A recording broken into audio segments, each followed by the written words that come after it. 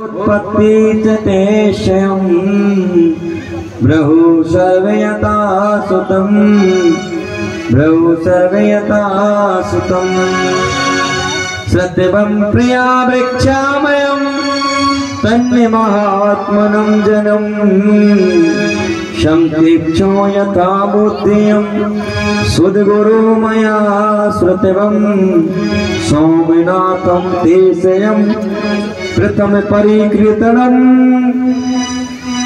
तन्मे महात्मनं शृणुमनु प्रतापनं शृणुमनु प्रतापनं सप्त विनाशिनयमयं कन्या दक्षिण महात्मनं तेन चंद्रे में तदा अभिनंद्यं मुनीश्वरम अभिनंद्यं मुनीश्वरम।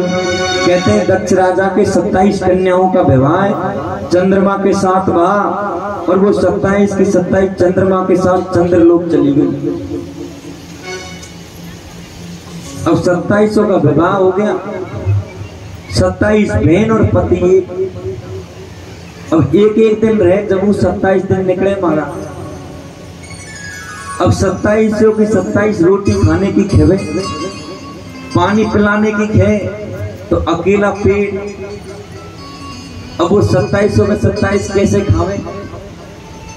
तो कहते प्रेम तो 27 से था, 27 से मिलते भी थे, लेकिन उन 27 में सर्वश्रेष्ठ प्रेम सबसे ज्यादा जिनके साथ रहते थे वो रोहिणी नाम की पत्नी थी।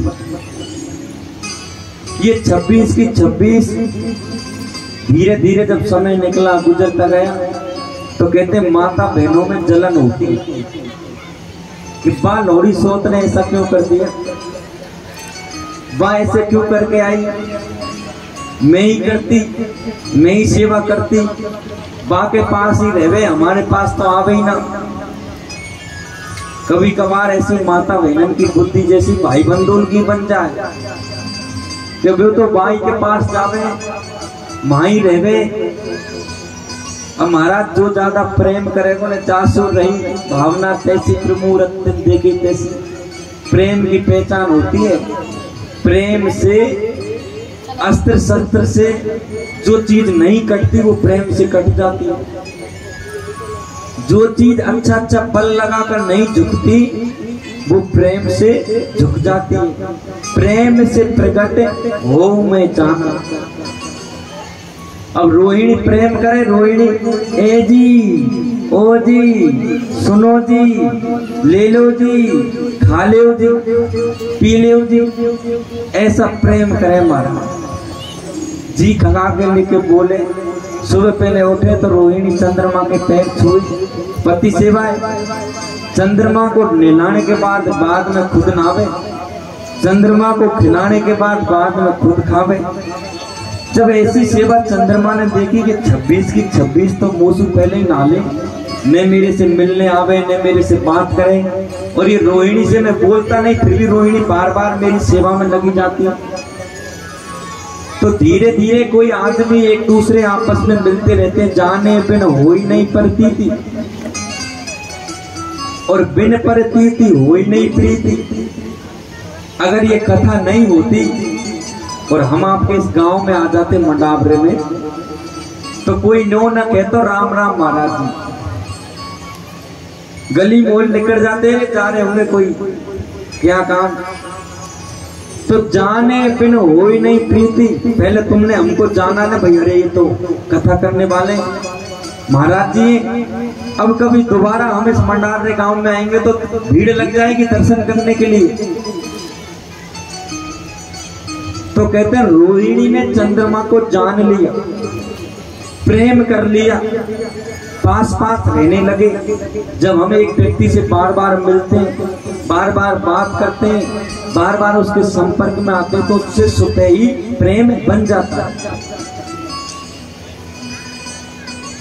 और कहा कि बिन प्रतीति होई नहीं प्रीति।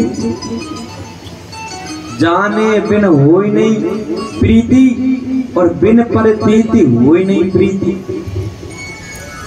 पहले जानेंगे उसको, पहचानेंगे जब प्रेम करेंगे। और प्रेम करेंगे तो कैसा करेंगे कि वो प्रेम में प्रेम बदल जाएगा। इस तरह रोहिणी और चंद्रमा रहने लगे, जीवन बिताने लगे। अब तो 26 के 26 का रही कतन न चले। 26 की 26 एक जगह बैठ के मीटिंग करे कि या रोहिणी को तो दंड दे दे, या लोहड़ी सोच की तो चुटिया उखाड़ के फेंक दे, या हमारी 26 की 26 की दुश्मन बन गई, या हमारी भेड़ होने के बावजूद भी चंद्रमा से हमको मिलने नहीं देवे। तो 26 के 26 के रही कतरना चल गए। भेड़ तो उन्हीं की थी, लेकिन 26 एक साथ हो गई और अकेली रोहिणी एक साथ। अब तो रोहिणी को परेशान करने लगे, जिसके पास जाए उससे बोले ही नहीं भेड़, रोहिणी से कोई ना बोले। अब रोहिणी अकेली पतिव्रता सेवा में, पति सेवा में रहने वाली, उन 26 की परवाह नहीं है, पति की परवाह है। कहते हैं चंद्रमा देवताओं की सभा में जाते थे तो रोहिणी को साथ ले जाते थे और देवताओं से कहते ये मेरी पत्नी है। अब तो ये 26 के और ज्यादा जलन होने लगी कि हमारा तो नाम ही काट दिया लिस्ट से, अब तो रोहिणी का नाम छिड़ा दिया, हम तो इनकी पत्नी नहीं है, हमको तो लेके जाते ही नहीं घुमाने के लिए। तो ये 26 की 26 रूठ कर गुस्से में अपने पिता के पास आ गई। अब सज्जनों इस कथा को हृदय से सुनो और श्रवण करो। कहते 26 की 26 जब अपने पिता दक्ष के पास आई तो दक्ष ने क्या किया, ये नहीं किया बेटी बढ़िया करो तुम आ गई। दक्ष ने अपनी पुत्रियों को डांट फटकार लगाई, अपनी पुत्रियों से कहा कि तुम ऐसे मुंह उठा के मेरे घर चली आई, मैं समाधान नहीं करूंगा, चंद्रमा ही समाधान करेगा। तुम्हें चंद्रमा के साथ रहना है, मेरे साथ नहीं रहना। मैंने तो तुम्हारा कन्या दान कर दी। अब 26 को समझा बुझा कर बेटी गुस्सा होकर पियर ससुराल से पियर आ जाए, घर वालों के आ जाए, तो घर वालों को ऐसा नहीं करना चाहिए कि हाथी कहते हैं कि ऐसे चढ़ाई कर दो, दामाद को गाली गलौच निकाल दो, ऐसा नहीं करना चाहिए। कोई कारण बस वो रूठ के आ गई तो पहले बेटी की बात जानो, कहीं बेटी की गलती तो ना है, फिर उस चीज को समझो, फिर उसको आगे प्रस्तुत करो। हम लोग बिगड़ सोचे समझे बगैर रिश्तों को बिगाड़ देते हैं। कहते हैं दक्ष राजा ने बेटियों को समझाया और एक क्षण भी कंडखल में रुकने नहीं दिया। कहा कि इस पामने ये उल्टे पैर ही जाओ, जैसी तुम आई हो ना अपने पति से रूठ के, ऐसे ही उल्टे पांव चले जाओ, वही तुम्हारा घर है और वही तुम्हारा द्वार है, यहाँ कछु ना है। जब दक्ष ने ऐसा कहा 26 को दक्ष अपने साथ लेकर चले गए, चंद्रमा को समझाया बैठा कर।